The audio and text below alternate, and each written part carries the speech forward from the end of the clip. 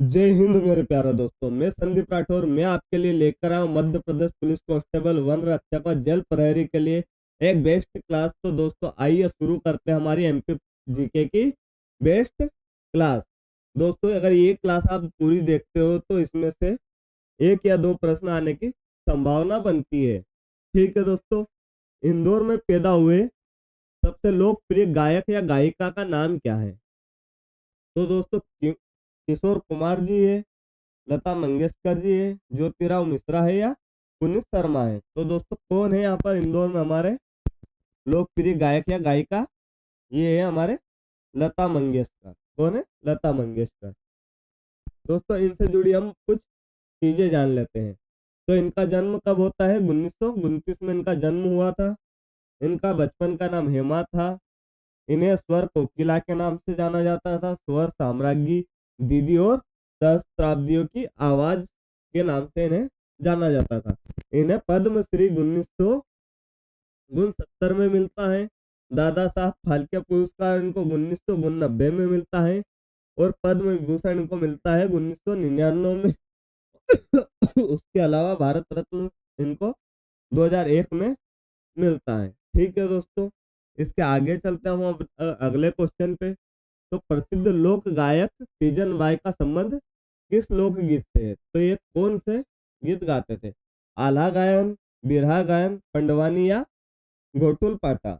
तो ये दोस्तों पंडवानी गायन करते थे। ठीक है दोस्तों, तो इनसे जुड़ी हम कुछ चीजें जान लेते हैं। तो ये कौन सा गायन करते थे? पंडवानी। तीजन बाई छत्तीसगढ़ से संबंधित है। इनका संबंध गौड़ जनजाति से आता है। ये गौड़ जनजाति की प्रधान शाखा से आती है। इन्हें भारत सरकार द्वारा पद्मश्री, पद्म भूषण और पद्म विभूषण सर्वोच्च पदों से सम्मानित किया गया था। ठीक है दोस्तों, जिसके बाद बात करते हैं हम डिस्की नृत्य।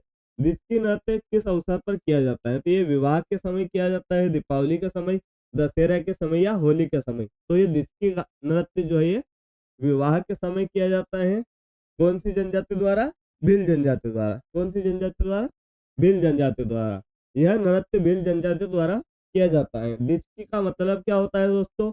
डिस्की का मतलब होता है दो चक्र। क्या? दो चक्र। दो चक्र में से एक में जो अंदर के चक्र में होती है हमारी महिला, फीमेल, और अंदर के चक्र में होता है पुरुष, मेल। ठीक है दोस्तों, तो ये जो है विपरीत दिशा में घूमते हुए नृत्य करते हैं डिस्की में। ठीक है दोस्तों। बेगम असगरी बाई का जन्म किस जिले में हुआ था? छतरपुर में, इंदौर में, भोपाल में या जबलपुर में? तो दोस्तों इनका जन्म हुआ था छतरपुर जिले में। ठीक है दोस्तों, तो इनसे जुड़ी हम कुछ बातें जान लेते हैं। इनसे जुड़ी कौन सी बातें महत्वपूर्ण हमारे लिए? इनका जन्म 1918 में छतरपुर के बिजावरा रियासत में हुआ था। कौन सी रियासत में? बिजावरा रियासत में। ये एक बहुत ही प्रसिद्ध ध्रुपद गायिका है। क्या? ध्रुपद गायिका। इन्हें 1985 में तानसेन सम्मान और 1986 में शिखर सम्मान से मिला था। ठीक है दोस्तों, इसके अलावा बात करते हैं हम तो राजा भिया पूंछ वाले का वास्तविक नाम क्या है? शंकर राव, राजेंद्र राव, बालकृष्ण आप्टेकर या रविंद्र आप्टेकर? तो इनका नाम है बालकृष्ण आप्टेकर। ठीक है दोस्तों, इसके अलावा बात करते हैं हम बालकृष्ण आप्टेकर से जुड़ी कुछ चीजें जान ले। तो इनका संबंध ग्वालियर जिले से है। ये मुख्य रूप से ध्रुपद संगीत से जुड़े हुए। किससे? ध्रुपद संगीत से जुड़े हुए। ठीक है दोस्तों, बघेलखंड में प्रचलित फाग गायन में मुख्य भागीदारी किसकी होती है? स्त्री की, पुरुष की? स्त्री या पुरुष की या दोनों की? दोस्तों इसमें मुख्य रूप से पुरुष की होती है। ये दोस्तों जो ये जो है बघेलखंड में फाग गायन होली के समय फाल्गुन माह में किया जाता है। इसमें मुख्य रूप से केवल पुरुष वर्ग ढोल बजाकर और नाचते हुए भाग लेते हैं। तो ये पुरुष प्रधान है। ठीक है। कृष्णराव पंडित संगीत के किस घराने से संबंधित है? कृष्णराव पंडित जो है वो संगीत के किस घराने से ही? इंदौर, आगरा, किराना या ग्वालियर घराने से? तो दोस्तों कौन से घराने से? ग्वालियर घराने से। तो इनसे जुड़ी हम कुछ चीजें जान लेते हैं। ठीक है दोस्तों, ग्वालियर घराने से संबंधित है। ये ग्वालियर घराने से आते हैं। सरदार वल्लभ भाई पटेल ने इन्हें संगीत शिरोमणि की उपाधि दी थी। किन्होंने? सरदार वल्लभ भाई पटेल ने इन्हें संगीत शिरोमणि की उपाधि दी थी। ठीक है दोस्तों, इन्हें संगीत मार्तंड, संगीत के सूर्य के नाम से भी जाना जाता है। ठीक है दोस्तों, डेरू क्या है?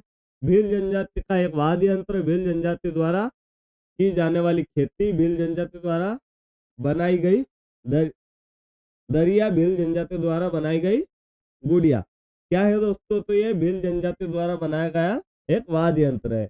ये किस तरह का वाद्य यंत्र है? तो ये एक डमरू के तरह दिखने वाला वाद्य यंत्र है। ठीक है दोस्तों, डमरू की तरह दिखने वाला एक वाद्य यंत्र है। ठीक है दोस्तों, कुछ ये इस तरीके से दिखता है। ठीक है दोस्तों, डमरू की तरह। डमरू आपने देखा होगा, ये डमरू की तरह कुछ दिखता है। ठीक है दोस्तों, ये एक डमरू के आकार का बड़ा वाद्य यंत्र होता है।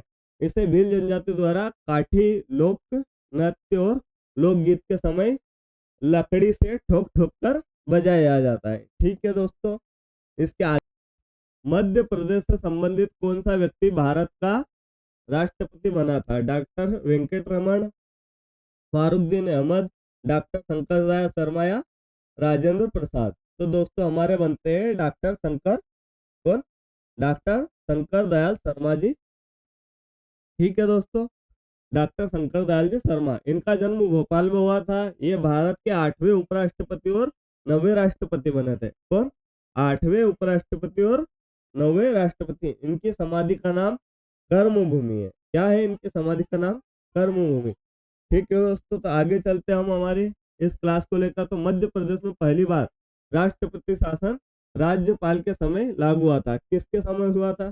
सत्यनारायण सिन्हा के समय, पट्टाभी सीतारमैया के समय, हरिविनायक प्रसाद के समय या केसी रेड्डी के समय। तो ये होता है हमारे सत्यनारायण जी सिन्हा के समय। ठीक है दोस्तों, इनसे जुड़ी कुछ चीजें जान लेते हैं हम। तो इनसे जुड़ी कुछ चीजें क्या है? मध्य प्रदेश में अब तक कुल 3 बार राष्ट्रपति शासन लगा, जिसमें 1977 में, 1980 में और 1992 में। ठीक है दोस्तों, पहला 1977 में लगा था। उस समय राज्यपाल सत्यनारायण जी सिन्हा थे और मुख्यमंत्री श्यामचरण शुक्ला थे। तो दोस्तों ये क्लास आपको कैसी लगी? अगर ये क्लास आपको अच्छी लगी हो तो इस क्लास को सपोर्ट कीजिएगा और इस वीडियो को लाइक शेयर सब्सक्राइब जरूर कीजिएगा। धन्यवाद।